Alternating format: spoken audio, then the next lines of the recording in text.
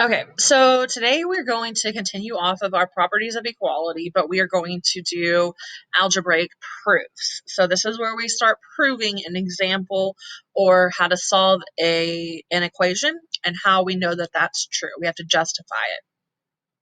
So how we do this is what's called a two-column proof. This is going to be the most common one. There are other ways that you can show a proof, but this is the most common. And I think the easiest because it looks clean and neat and it's orderly. So what is, first off, a two-column proof? So a two-column proof is a common format used to organize a proof. We have the statements, or the steps are listed on the left, and then the reasons or justifying statements are listed on the right. What can be used as reasons? Well, we can use four things. We can use properties, so like our properties of equality. We can use definitions. We can use postulates. Like we learned the angle addition postulate, where two angles add up to equal the larger angle. Or we can also use theorems. So looking at our example here, let me zoom in on the bottom. So we have our given statement, 4x minus 1 equals 27, and we need to prove the steps that x is equal to 7. So how we show this is the statements are already filled in for us. I think on your assignment, I'll have it where all the statements are filled in too. Sometimes they are not filled in for you. But for this one, they are. So 4x minus 1 equals 27. That's what we always start with is the initial equation, and we label that as the given, always. This is always the first thing. Given is the first reason, always. Next, though, we have 4x equals 28. So we have to say, okay, how did we get from 4x minus 1 equals 27 to 4x equals 28? Well, I noticed that this 27 increased by 1 to get to 28, and this 1 is no longer here. So what happened is they added 1 to both sides. So our example, or our reason rather, is the addition property. Next, we have x equals 7. So how did we get from 4 times x equals 28 to x is equal to 7? Well, we had to do the opposite of multiplying, and we had to divide. So that step was division property.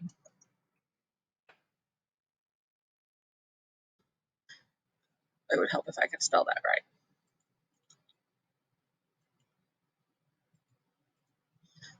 Okay, so let's look now at another example here.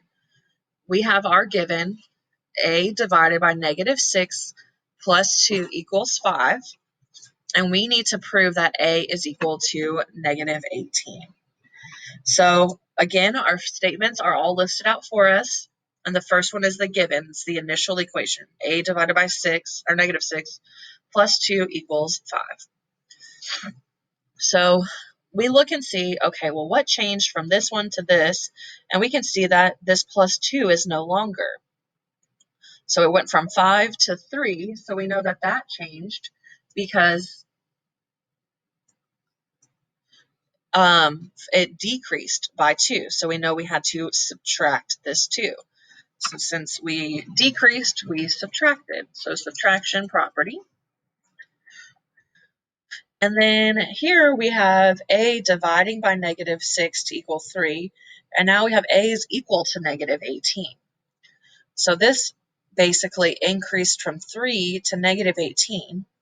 And this was division, so we ended up doing the opposite of dividing and actually multiplied by negative 6. So if we did 3 times negative 6, that would give me negative 18. So we had to multiply to get from this second step to this third step. So we label that multiplication property. All right, let's look at example number 3. We have our given negative 9 times 2x minus 3 equal to 63. We need to prove that x is equal to negative 2. So again, it starts off with our given statement, our equation, and we got from this here 9 times 2x minus 3 we now have negative 18x plus 27. How we got from here to here, we know that the first step is always to do distributive property. So we say distributive property. And then from negative 18 plus 27 equals 63, we get to negative 18x equals 36. So we can notice again, our right side of our equation, it decreased from 63 to 36. So we ended up having to subtract this 27.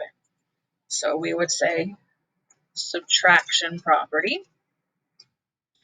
And then we're left with here, our last thing, x equals negative 2. So again, we have negative 18 times x equals 36. The opposite of that multiplication is division. So we had to divide to get to our final answer. Oh, and I forgot to write division property. That will become very important when you label division and property, because some of these will have theorems with the same name, some of them will have postulates, some of them will have definitions, so we have to know which one you used. And that's it.